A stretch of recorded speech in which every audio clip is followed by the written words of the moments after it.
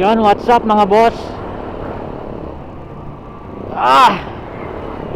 Pauwi na rin ako sa wakas.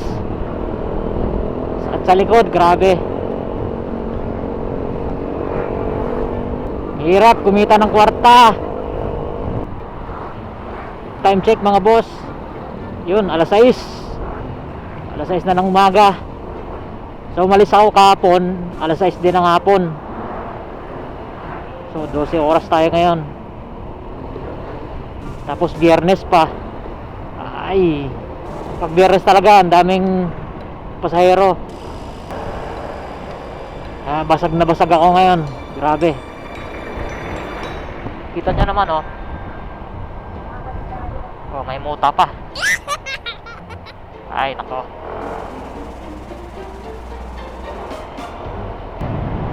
So, shout out nga pala kay ate kanina.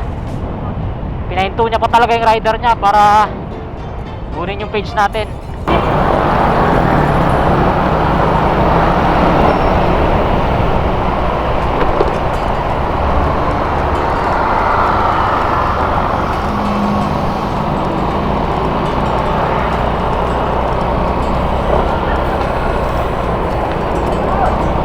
Hello? Speaker ka? Wala eh. Anong page mo?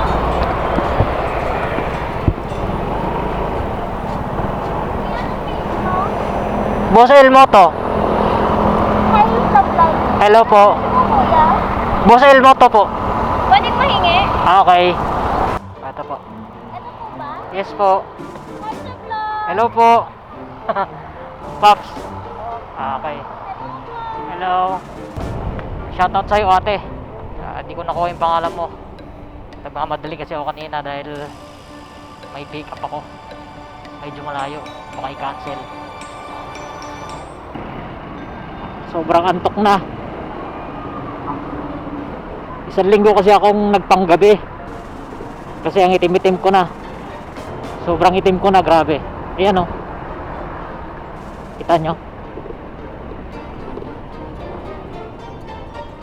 Ayoko pa namang naiingitim ako. Kasi pag sa araw sobrang init. Tsaka sakit-sakit sa ulo. Kaya pinili ko yung panggabi. Mas gusto ko rin sa gabi kasi maraming ganap.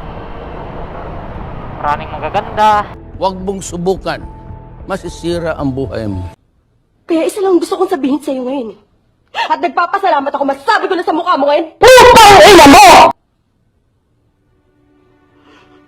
Putang ina mo.